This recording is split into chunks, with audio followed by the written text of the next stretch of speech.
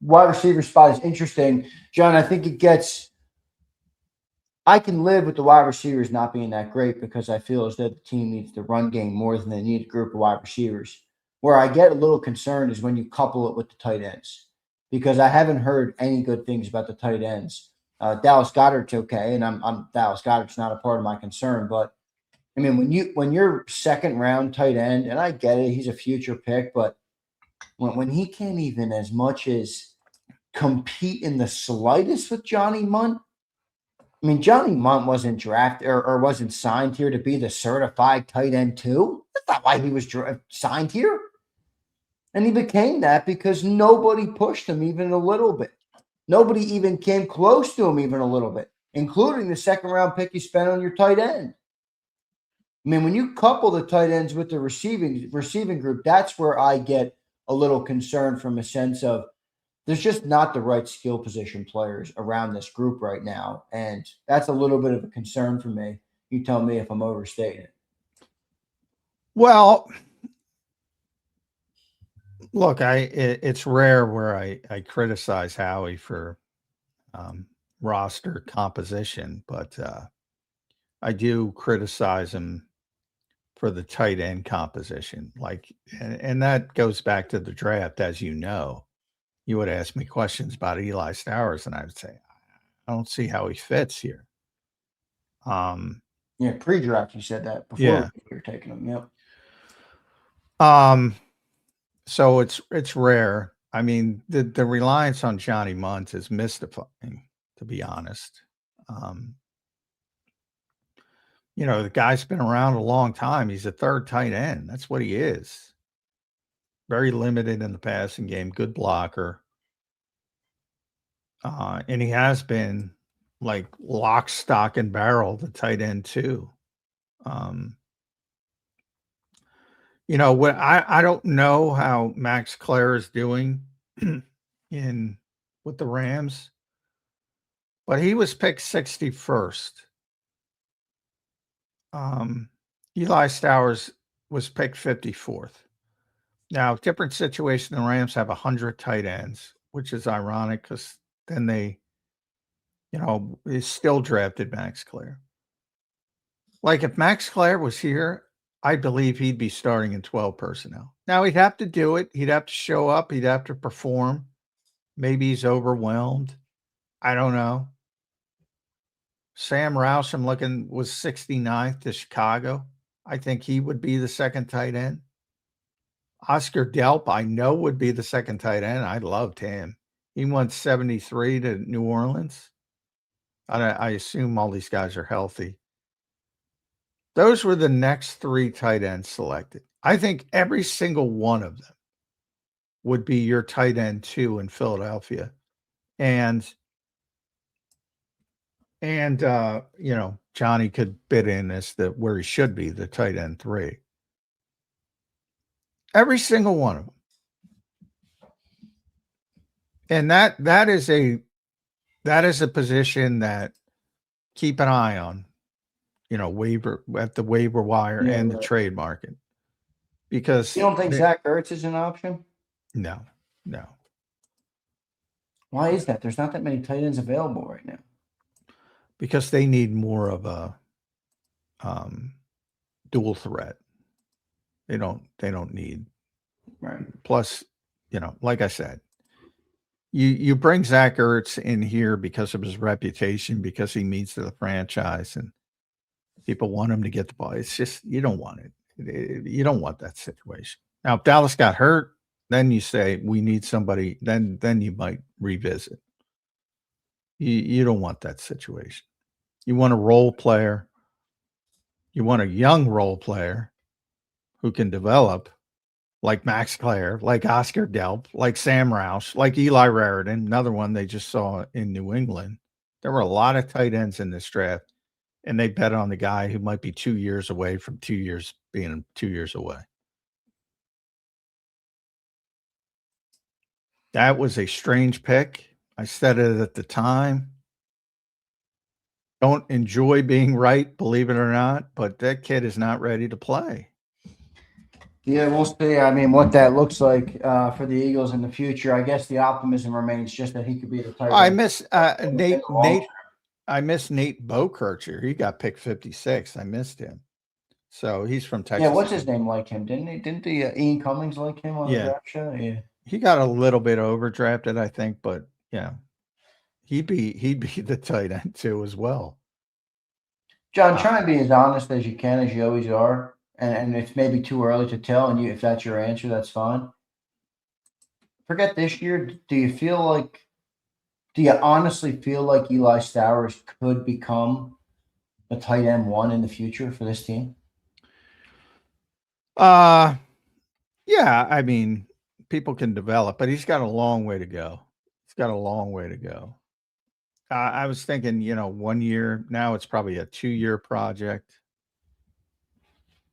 Um, but I do think if he gets more comfortable playing the position and his head's not swimming and he understands his role, I think when things slow down for him, the athleticism will show up. That's when the athleticism will show up.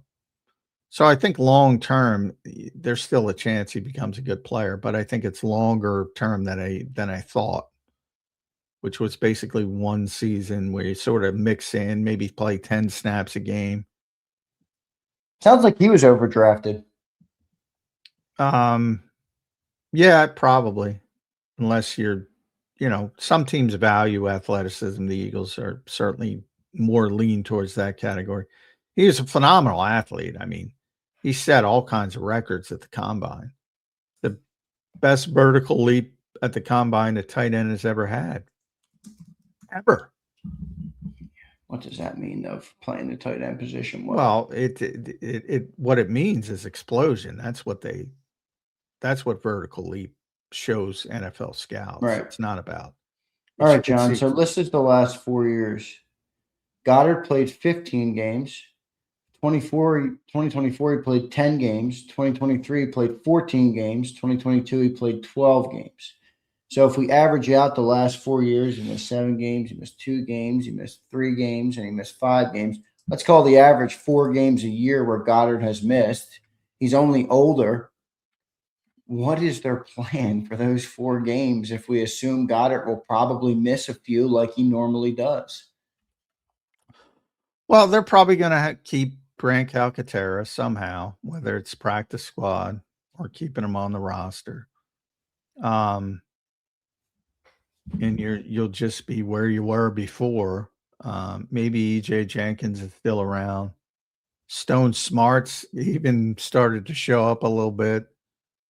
They got a bunch of bodies, but it's not going to be good. And that's why everyone's looking, all right, what tight ends could be available? And everybody looks at the Rams. Now, here's my problem with the Rams. Because you have Parkinson, you have Higbee, you have Ferguson, you have Claire, and they also have Davis Allen. They have 5 tight ends who can play, 5 tight ends who can flat out play. And Davis Allen would be the 5th. But obviously, you're not going to be able to play 5 tight ends. So people wonder, well, can you trade for Davis Allen? And it would be a perfect fit as a second tight end on this team because he's 6'6". He can block a little bit and he can catch the football. Perfect fit. Puts Mundt down to 3rd. But if you're the Rams and you're looking at the Eagles and they might be your hurdle, you want to help them? There's no I way. would. Why I would they wouldn't. help? Why would they help? I wouldn't. No, I don't think they would. I don't think the Rams would. That's what I'm saying. Yeah, that's So, stupid. That's stupid. they're the team that with the obvious surplus at tight end because they have so many, but I don't think they'd be in line. And a lot of people have gone Cole Kmet with the Bears, same thing. Well, the Bears think they're a contender. I don't necessarily agree. I think they're going to take a little bit of a step back this year, but we'll see. They certainly have the potential. Yeah, man, I like Ben Johnson, but that obviously coach needs good players. But yeah, I mean that I think that Drew Dahlman story was not talked about enough, John. I was like, was he an All Pro or just a Pro Bowler last year? I think just Pro Bowl. I don't think he was an All Pro, but and yeah, they signed Garrett Bradbury, who's not very good. So I mean, Yeah, just they're Pro Bowler gonna last take year. a.